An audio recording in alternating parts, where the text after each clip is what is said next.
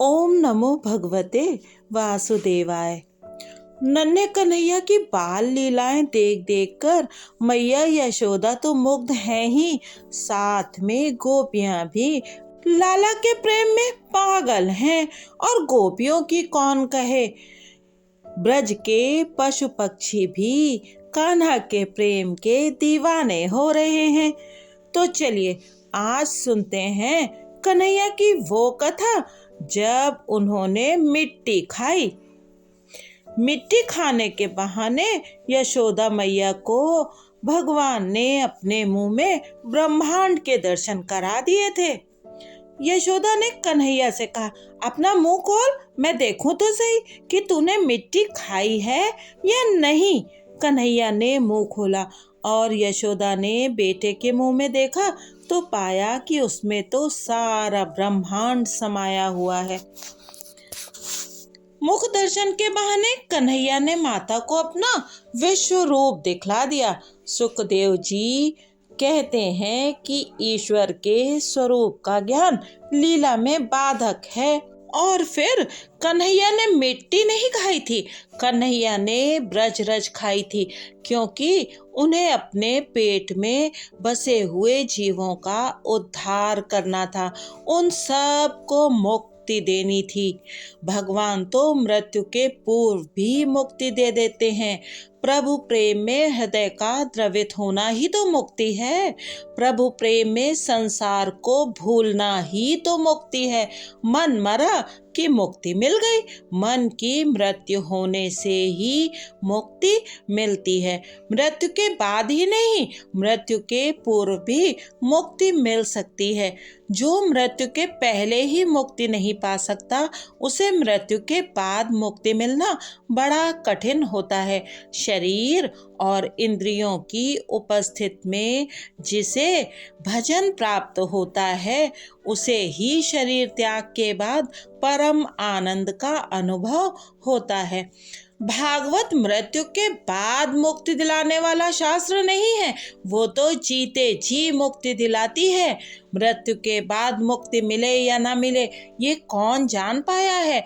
इसी कारण से तो महात्मा जीवन मुक्ति के गुण गाते हैं।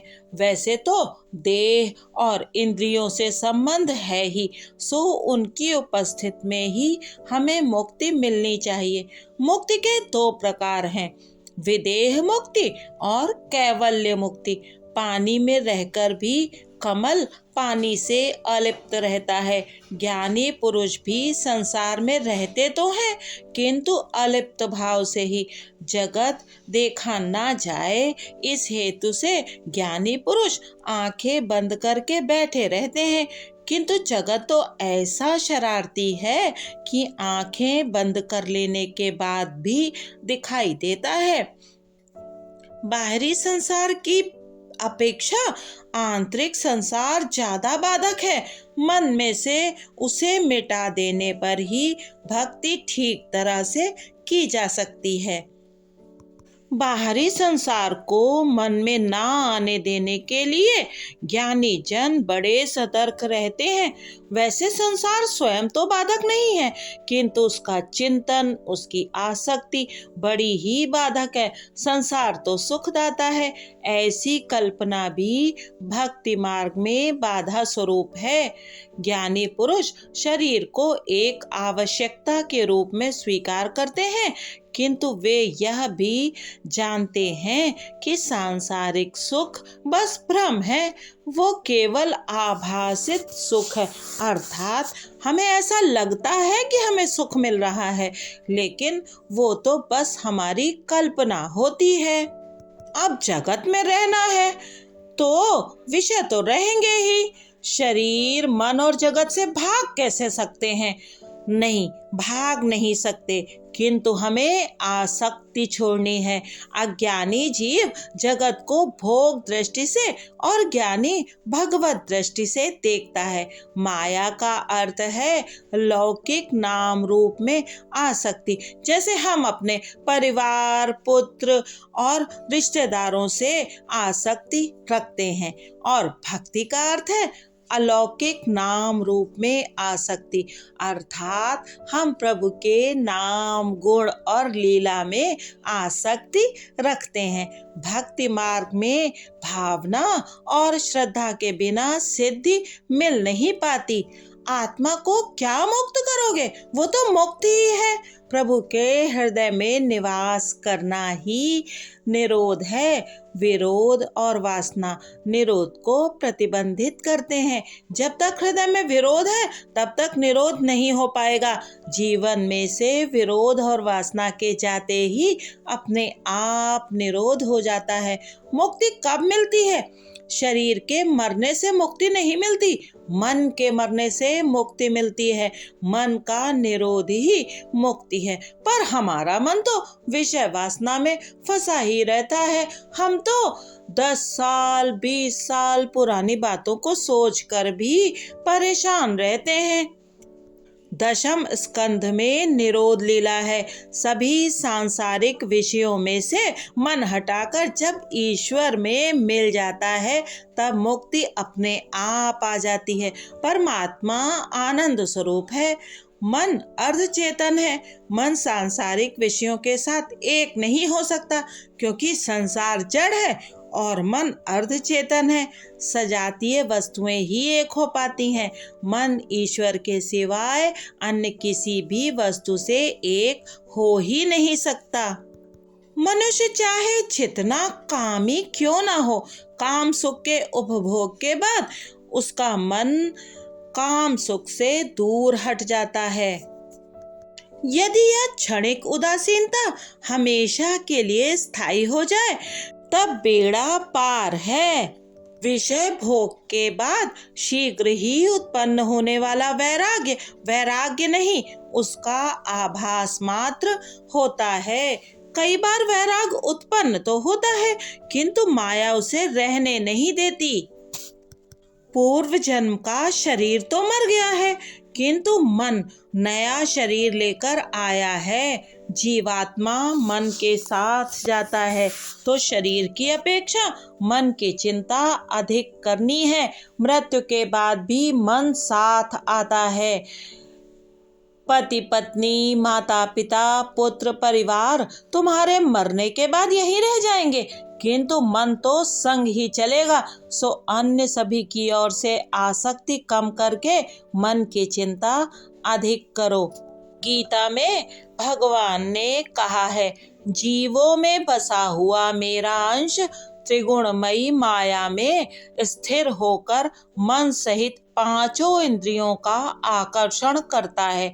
मन का आश्रय करके जीवात्मा ही इन विषयों का उपभोग करता है। सो मनुष्य के मरने के बाद भी मन तो साथ रहता ही है। शरीर तो मरता है किंतु मन नहीं मरता। मन तभी मरता है जबकि वो मन मोहन के साथ एक रूप हो जाता है, अर्थात मुक्ति मिले तभी मन मरता है। विषयों की ओर दौड़ता हुआ मन मरता नहीं है। मन यदि ईश्वर का चिंतन ध्यान मनन करे तो उन्हें भी पा सकता है। किसी के गुरु होने की इच्छा कभी न करना, पहले अपने मन ही के गुरु बनो। समर्थ गुरु रामदास स्वामी ने कहा है, मना सज्जना भक्ति पंथे चा जावे, तरी श्री हरि पाविजे तो स्वभावे, जनो निधम ते कर्म सोडोनी धावे, जनो बंधते सर्व भावे करावे। हे मन, जिस भक्ति मार्ग से सज्जन लोग जाते हैं उसी का तू अनुसरण कर, तभी तुम्हें साहजिकता से श्री हरि मिलेंगे। संसार के निंदनीय कर्मों का त्याग किया जाए, संसार के वंदनीय कार्य में एकाग्र हुआ जाए। अरे मन, तू पाप क्यों करता है? तू सज्जन होते हुए भी दुर्जन सा काम क्यों करता है? यदि कोई बताए कि इस लड्डू में जहर है तो क्या तुम उसे खाओगे? तो इसी तरह मन को भी समझाओ कि ये सारे विषय विषैले हैं, उसका कभी उपभोग ना करना। संसार के विषयों को हमेशा शंकाशील दृष्टि से देखो। स्वामी शंकराचार्य जी ने कहा है, भव सुखे दोषान संधि यताम, गुरु बनने की अपेक्षा किसी का शिष्य बनना अच्छा है। यदि तुम किसी व्यक्ति के गुरु हो और वह शिष्य कुछ पाप करे तो उसके लिए तुम ही जिम्मेदार माने जाओगे। निद्रा में भी मन संसार को भूल जाता है। संसार भूलने पर ही निद्रा आती है। नींद के समय भी मन संसार के विषयों से परे हो जाता है, किंतु निद्रावस्था में मन पूर्णतया निष्क्रिय नहीं हो पाता। निद्रा का सुख तामसी है, उसमें अहम भाव शेष रह जाता है। अहम भाव का लय नहीं होता है। समाधि की अवस्था में मन पूर्णता निर्विषय हो जाता है, अहम भाव भी लुप्त हो जाता है। श्रीमद् शंकराचार्य जी भगवान शिव मानस पूजा स्तोत्र में कहते हैं, हे शंभु, तुम मेरी आत्मा हो, बुद्धि पार्वती है, प्राण आपके गण हैं, शरीर आपका मंदिर है, सभी विषय भोगों की रचना आपकी पूजा है, निद्रा समाधि है, मेरा हलन चलन आपकी परिक्रमा है, मेरे सभी शब्द आपके स्रोत हैं। इस भांति मेरी सभी क्रियाएं आपकी आराधना रूप बने। योगी जन आत्म स्वरूप में मन का लय करते हैं। मन को यदि कोई विषय नहीं दोगे तो वह आत्म स्वरूप में जा मिलेगा और वैसा लय ही मुक्ति है। विषयों के चिंतन से मन जीता है और उसके त्याग से वह मर जाता है। सांसारिक विषयों में से मन हट जाने पर शांत हो जाता है। समाधि के दो प्रकार हैं, जड़ और चेतन। योगी मन को बलपूर्वक वश करके प्राण को ब्रह्मरंध्र में स्थापित करता है, यह हुई जड़ समाधि। किंतु मन को जोर जबरदस्ती करने के बदले प्रेम से समझा बुझाकर विषयों से हटा लेना अधिक श्रेयस्कर है, और यही तो है चेतन समाधि। विश्वामित्र जी ने 60,000 वर्षों तक तप किया, फिर भी वे मेनका के सौंदर्य को देखकर लोलुप हो गए। इसका कारण यही है कि उनकी समाधि जड़ थी। समाधि तो साहजिक होनी चाहिए, साधो सहज समाधि भली। कृष्ण लीला से साहजिक समाधि लग जाती है। कृष्ण कथा और बांसुरी के श्रवण करते समय चाहे आंखें खुली ही क्यों ना हो, समाधि लग ही जाती है।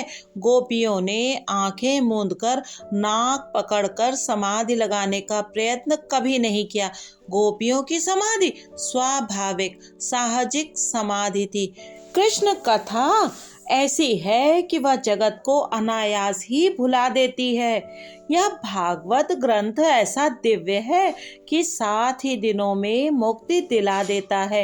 राजा परीक्षित इस ग्रंथ का श्रवण करके 7 ही दिनों में जगत को भूलकर कृष्ण में तन्मय हो गए थे।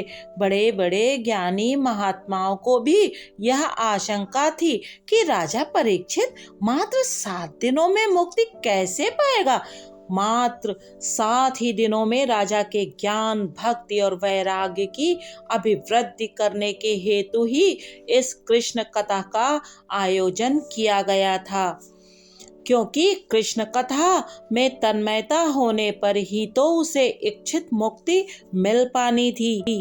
कृष्ण कथा में आंखें मूंदने, नाक पकड़ने या प्राणायाम करने की कोई आवश्यकता नहीं है। यह जगत को अनायास ही भुला सकती है। भागवत का कहना ऐसा है ही नहीं कि मात्र श्री कृष्ण स्वरूप में ही लीन हो जाओ, तुम चाहो जिस रूप में तन्मय हो जाओ।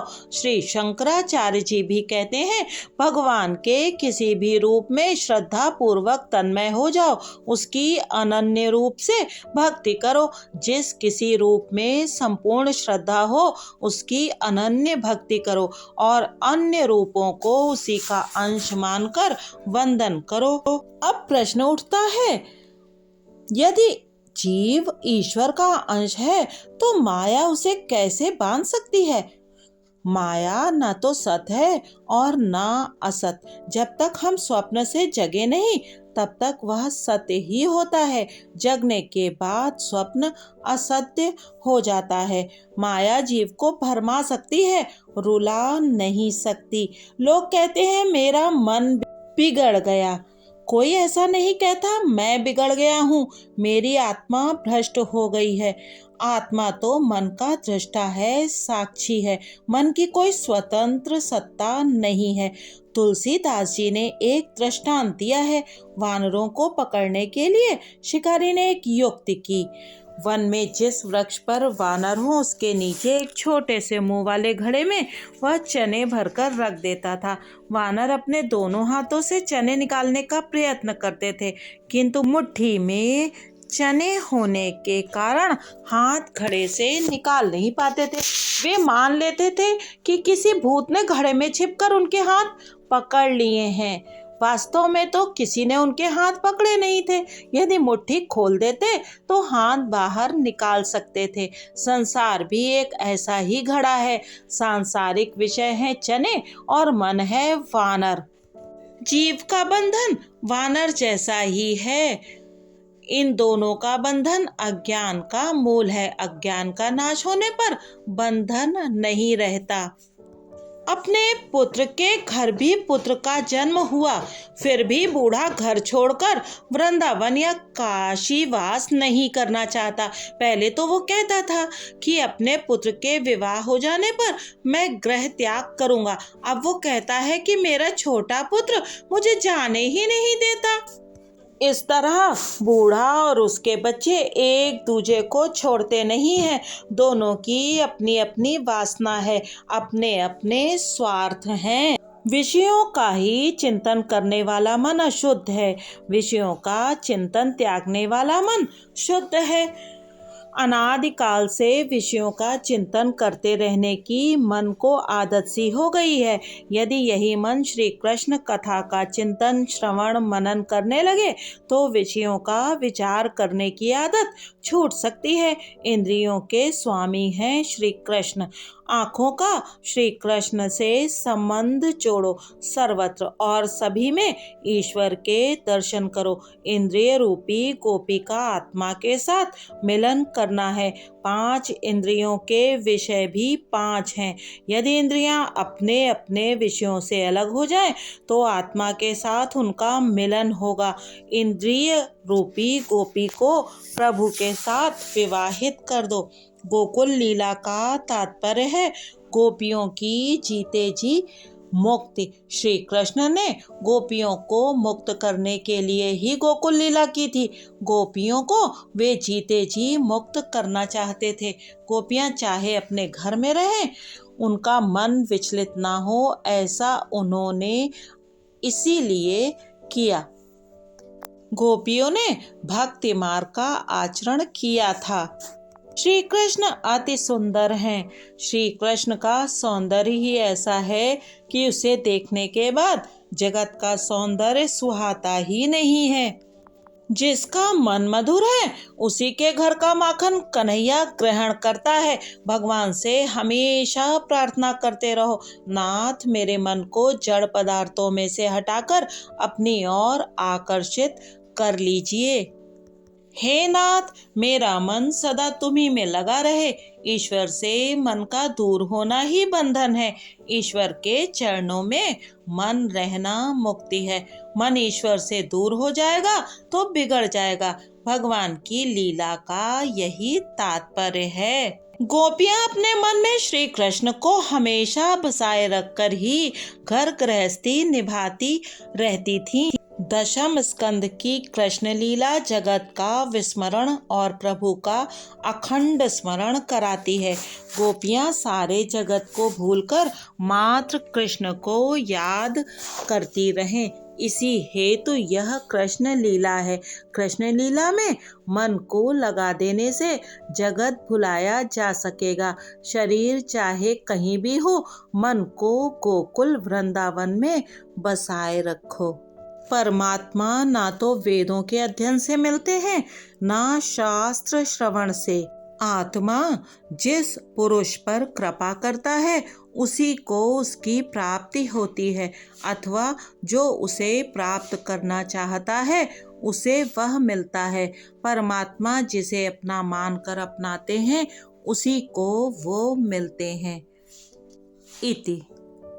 हरे कृष्णा श्री हरि।